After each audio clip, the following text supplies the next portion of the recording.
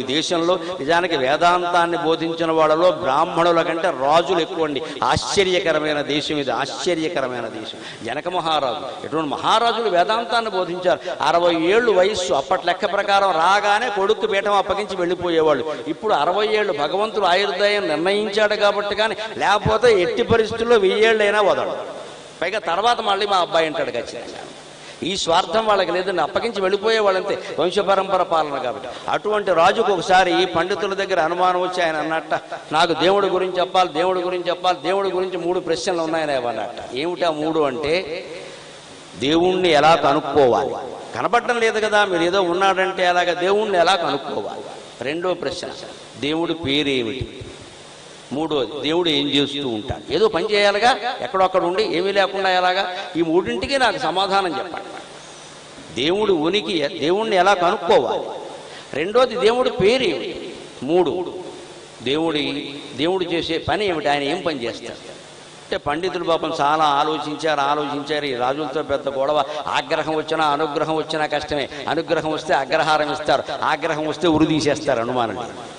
అటువంటివి జరుగుతాయి. ఎందుకని చెప్పకపోతే ఏమిటి, ఇప్పుడు ఎలా చెబుతాం, ఆయనకి నిరూపణ చేయాలి. దేవుణ్ణి ఎలా కనుక్కోవడం అంటే నాకు సాధ్యం కాలేదు, ఆయనకి ఎలా చెప్పను అని పండితులు తల బాదుకుంటూ ఉంటే, అందులో ఒక పండితుడికి కాస్త తెలివైన కొడుకు ఉండి 8 ఏళ్లవాడు, నాన్నగారు ఏమిటంత బాధపడుతున్నారంటే, మన రాజుగారికి తిక్క ప్రశ్నలు వేసాడరా, ఎలా చెప్పాలో తెలియట్లేదనట. వాడు అదృష్టవంతుడు, వాడే శివాంశ సంభూతుడు. అందుకే మీరంత కంగారు పడకండి నాన్నగారు, నేను చెబుతాను, నన్ను తీసుకెళ్ళండి. ఒరే చెప్పకపోతే చంపేస్తాడరా నిన్ను నన్ను కూడా అంటే, ఏం పోతే పోతాం, అందరం పోతాం, పర్వాలేదు తీసుకెళ్ళండి. కొండకు వెంట్రుకేద్దాం, వచ్చిందా కొండ వస్తుంది, లేదా వెంట్రుకు పోతుంది, పోనీయండి, ప్రాణం అంతే కదా అని చెప్తే ఆ కుర్రాన్ని తీసుకెళ్ళాక ఈ కుర్రాడు చెబుతాడండి మీకు జవాబు అని. పాపం ఈ తండ్రి గారు వణుకుతూనే వాడిని ఉంచోబెట్టాట. ఎవరైతే ఏమంటే నాకు జవాబు కావాలి అన్నాడు. మొదటి ప్రశ్న, దేవుణ్ణి ఎలా కనుక్కోవాలి అన్నాడు. వెంటనే ఆ కుర్రాడు, ఒక పెద్ద డేగిసా తెప్పించండి, ఈ రాజమందిరంలో పెట్టించండి, సభామందిరంలో, దాంట్లో పాలు కాగించండి, దేవుణ్ణి ఎలా పట్టుకోవాలో నేను చెబుతా అన్నాడు. పాలు కాగించారు, మరగ్గా చేశారు, దాంట్లో పెద్ద చెట్టు పెట్టారు, ఈ కుర్రాడిని అక్కడ పెట్టారు. చెప్పరా అబ్బాయి అన్నాడు. ఈ కుర్రాడు చెట్టు అందులో పెట్టి గుండ్రంగా ఇలా తిప్పుతున్నాడు. వాడు 5 నిమిషాలు తిప్పాడు, 10 నిమిషాలు తిప్పాడు. ఆ వేడికి చెమటలు వస్తున్నాయి, సభలో వాళ్ళకి ఒళ్ళు మండిపోతుంది, అక్కడ ఏసీలు కూడా లేవు. దేవుణ్ణి పట్టుకోమంటే తెడ్డు తిప్పుతున్నాడు ఏమిటి వీడు అనుకున్నారు వీడు.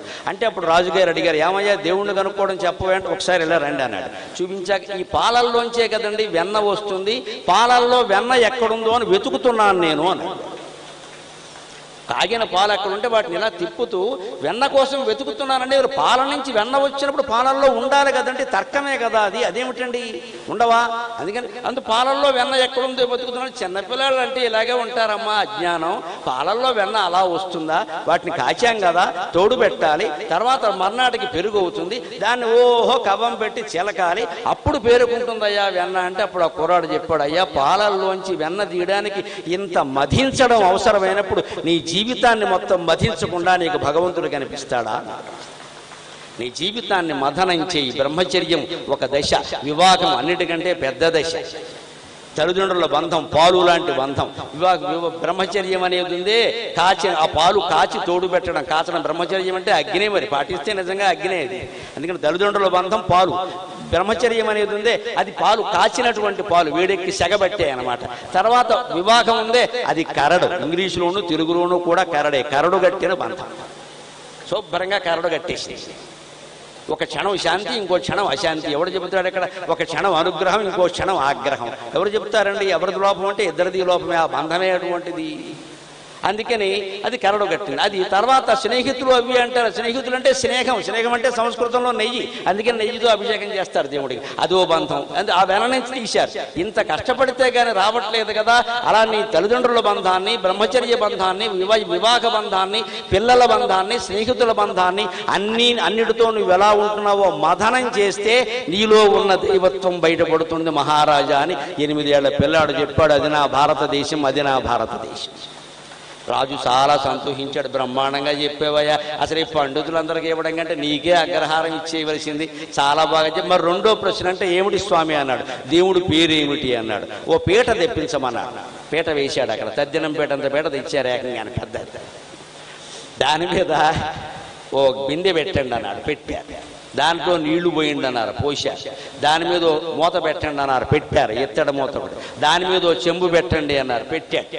ఇవన్నీ పెట్టాక రాజుని అడిగాడు, అదేమిటండి అన్నాడు. పీటను చూపించి, అది పీట అన్నాడు ఆయన. దాని మీద ఉంది అదేమిటండి అన్నాడు, అది బిందె అన్నాడు.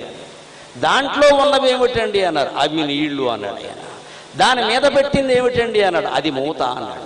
దాని మీద పెట్టింది ఏమిటండి అన్నాడు, అది చెంబు అన్నాడు. ఇప్పుడు ఆ చెంబు, మూత, పళ్ళెం, పీట అన్నీ తీసేయండి, మిగిలింది ఏది అన్నాడు, అది అన్నాడు. అదేనండి భగవంతుడికి పేరు. అదే తత్, తెలుగులో అది అంటాం, సంస్కృతంలో తత్ అంట.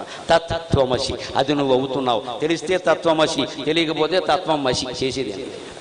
రాజులు ఎక్కువండి. ఆశ్చర్యకరమైన దేశం ఇది, ఆశ్చర్యకరమైన దేశం. జనక మహారాజు, ఎటువంటి మహారాజులు వేదాంతాన్ని బోధించారు. 60 ఏళ్ళు వయస్సు. అప్పటి లెక్క ప్రకారం రాగానే కొడుకు పీఠం అప్పగించి వెళ్ళిపోయేవాళ్ళు. ఇప్పుడు 60 ఏళ్ళు భగవంతుడు ఆయుర్దాయం నిర్ణయించాడు కాబట్టి, కానీ లేకపోతే ఎట్టి పరిస్థితుల్లో 1000 ఏళ్ళైనా వదలడు. పైగా తర్వాత మళ్ళీ మా అబ్బాయి అంటాడు ఖచ్చితంగా. ఈ స్వార్థం వాళ్ళకి లేదండి, అప్పగించి వెళ్ళిపోయే వాళ్ళంతే, వంశపరంపర పాలన కాబట్టి. అటువంటి రాజుకు ఒకసారి పండితుల దగ్గర అనుమానం వచ్చి ఆయన అన్నట్ట, నాకు దేవుడి గురించి చెప్పాలి, దేవుడి గురించి చెప్పాలి, దేవుడి గురించి 3 ప్రశ్నలు ఉన్నాయని అన్నట్ట. ఏమిటా 3 అంటే, దేవుణ్ణి ఎలా కనుక్కోవాలి? కనపడడం లేదు కదా, మీరు ఏదో ఉన్నాడంటే అలాగా దేవుణ్ణి ఎలా కనుక్కోవాలి? రెండో ప్రశ్న, దేవుడి పేరేమిటి? మూడోది, దేవుడు ఏం చేస్తూ ఉంటాడు? ఏదో పని చేయాలిగా, ఎక్కడొక్కడ ఉండి ఏమీ లేకుండా ఎలాగా? ఈ 3ంటికి నాకు సమాధానం చెప్పండి. దేవుడు ఉనికి, దేవుణ్ణి ఎలా కనుక్కోవాలి? రెండోది, దేవుడి పేరేమిటి? 3, దేవుడు చేసే పని ఏమిటి? ఆయన ఏం పని చేస్తాడు? అంటే పండితులు పాపం చాలా ఆలోచించారు. ఈ రాజులతో పెద్ద గొడవ. ఆగ్రహం వచ్చినా అనుగ్రహం వచ్చినా కష్టమే. అనుగ్రహం వస్తే అగ్రహారం ఇస్తారు, ఆగ్రహం వస్తే ఉరి తీసేస్తారు, అనుమానం. అటువంటివి జరుగుతాయి. ఎందుకని చెప్పకపోతే ఏమిటి? ఇప్పుడు ఎలా చెబుతాం? ఆయనకి నిరూపణ చేయాలి. దేవుణ్ణి ఎలా కనుక్కోవడం అంటే నాకు సాధ్యం కాలేదు, ఆయనకి ఎలా చెప్పను అని పండితులు తల బాదుకుంటూ ఉంటే, అందులో ఒక పండితుడికి కాస్త తెలివైన కొడుకు ఉండి 8 ఏళ్లవాడు. నాన్నగారు ఏమిటంత బాధపడుతున్నారంటే, మన రాజుగారికి తిక్క ప్రశ్నలు వేసాడరా, ఎలా చెప్పాలో తెలియట్లేదనట్ట. వాడు అదృష్టవంతుడు, వాడే శివాంశ సంభూతుడు. అందుకే మీరంత కంగారు పడకండి నాన్నగారు, నేను చెబుతాను, నన్ను తీసుకెళ్ళండి. ఒరే చెప్పకపోతే చంపేస్తాడరా నిన్ను నన్ను కూడా అంటే, ఏం పోతే పోతాం, అందరం పోతాం, పర్వాలేదు తీసుకెళ్ళండి. కొండకి వెంట్రుకేద్దాం, వచ్చిందా కొండ వస్తుంది, లేదా వెంట్రుకు పోతుంది, పోనీయండి, ప్రాణం అంతే కదా అని చెప్తే ఆ కుర్రాన్ని తీసుకెళ్ళాక ఈ కుర్రాడు చెబుతాడండి మీకు జవాబు అని. పాపం ఈ తండ్రి గారు వణుకుతూనే వాడిని ఉంచోబెట్టాట. ఎవరైతే ఏమంటే నాకు జవాబు కావాలి అన్నాడు. మొదటి ప్రశ్న, దేవుణ్ణి ఎలా కనుక్కోవాలి అన్నాడు. వెంటనే ఆ కుర్రాడు, ఒక పెద్ద డేగిసా తెప్పించండి, ఈ రాజమందిరంలో పెట్టించండి, సభామందిరంలో, దాంట్లో పాలు కాగించండి, దేవుణ్ణి ఎలా పట్టుకోవాలో నేను చెబుతా అన్నాడు. పాలు కాగించారు. మరగ్గా చేశారు. దాంట్లో పెద్ద చెట్టు పెట్టారు. ఈ కుర్రాడిని అక్కడ పెట్టారు. చెప్పరా అబ్బాయి అన్నాడు. ఈ కుర్రాడు చెట్టు అందులో పెట్టి గుండ్రంగా ఇలా తిప్పుతున్నాడు. వాడు 5 నిమిషాలు తిప్పాడు, 10 నిమిషాలు తిప్పాడు. ఆ వేడికి చెమటలు వస్తున్నాయి, సభలో వాళ్ళకి ఒళ్ళు మండిపోతుంది. అక్కడ ఏసీలు కూడా లేవు. దేవుణ్ణి పట్టుకోమంటే తెడ్డు తిప్పుతున్నాడు ఏమిటి వీడు అనుకున్నారు మీరు. అంటే అప్పుడు రాజుగారు అడిగారు, ఏమయ్యా దేవుణ్ణి కనుక్కోవడం చెప్పవేంటే, ఒకసారి ఇలా రండి అన్నాడు. చూపించాక, ఈ పాలల్లోంచే కదండి వెన్న వస్తుంది, పాలల్లో వెన్న ఎక్కడుందో అని వెతుకుతున్నాను నేను అన్నాడు. తాగిన పాలు ఎక్కడుంటే వాటిని ఇలా తిప్పుతూ వెన్న కోసం వెతుకుతున్నానండి. పాల నుంచి వెన్న వచ్చినప్పుడు పాలల్లో ఉండాలి కదండి, తర్కమే కదా అది, అదేమిటండి ఉండవా? అందుకని పాలల్లో వెన్న ఎక్కడుందో వెతుకుతున్నాడు. చిన్నపిల్లలు అంటే ఇలాగే ఉంటారు.